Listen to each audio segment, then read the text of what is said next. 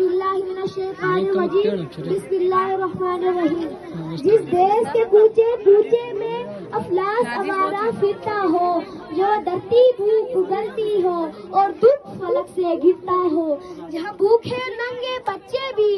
آہوں پہ پالے جاتے ہو، جہاں سچائی کے مجرم بھی زندان میں ڈالے جاتے ہو، اس دیس کی مٹی برسوں سے یہ دکھ جگر پہ سہتی ہے اور اپنے دیش کے لوگوں کو آزادی مبارک کہتی ہے۔ جناب صدر مجلس، مہمان خصوصی، اساتذہ کرام، سامعین، ناظرین اور میرے راہ علم کے ہم مکتب ساتھیوں، السلام علیکم ورحمۃ اللہ وبرکاتہ۔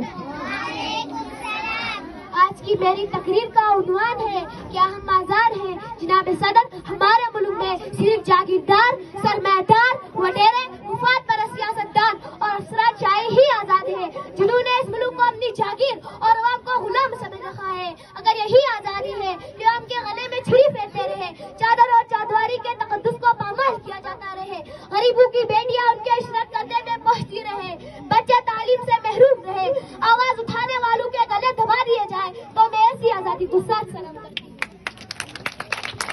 جناب صدر، ہم آزاد نہیں، ہمارے ملک میں وہ آزاد ہیں قرضے معاف کرانے میں، وہ آزاد ہیں عوام کو لوٹنے میں، وہ آزاد ہیں اپنی مرضی کے فیصلے کرانے میں، وہ آزاد ہیں جب چاہے ہم غلاموں پر ٹیکس لگانے میں، اگر ہم تالدو کی طرف رجوع کریں تو بھی وہ آزاد ہیں کہ وہ ٹیکس کا نام بدل کر پھر ٹیکس لگائے اور طلبے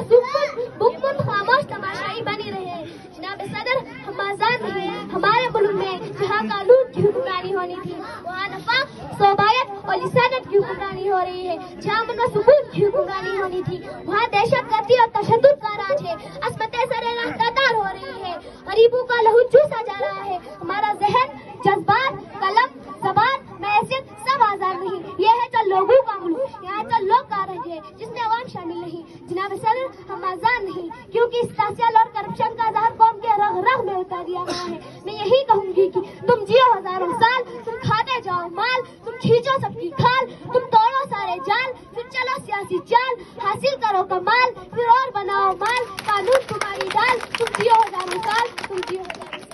کہا جاتا ہے کہ جمہوریت میں عوام آزاد ہوتی ہے صرف ووٹ ڈالنے کے لیے۔ جناب صدر، یہاں احتساب کی نہیں، انتقام کی نہیں، انقلاب کی نہیں، یہاں انقلاب عظیم کی ضرورت ہے، صلاح الدین ایوبی اور طارق بن زیاد کی ضرورت ہے۔ اس لیے جناب صدر، میں صرف اتنا کہوں گی کہ میرے خوابوں کو چھینا ہے کسی نے، میرے خوابوں کو چھینا ہے کسی نے، میں سب کی بے حسی پر مشتعل ہوں، میرے لہجے میں سچ کا باغ بند ہے، میں پاکستان کی زندہ نسل ہوں۔ جناب صدر، میں اپنی تقریر کا ابتدا کی شعر کے ساتھ کہنا چاہتی ہوں۔ عشق آزادی بہار زیست کا سامان ہے، عشق آزادی بہار زیست کا سامان ہے، عشق میری جان آزادی میرا ایمان ہے، عشق پہ کر دوں فدا میں اپنی ساری زندگی، عشق پہ کر دوں فدا میں اپنی ساری زندگی، لیکن آزادی پہ میرا عشق بھی قربان ہے۔ وسلام، اسلام زندہ باد، پاکستان زندہ باد۔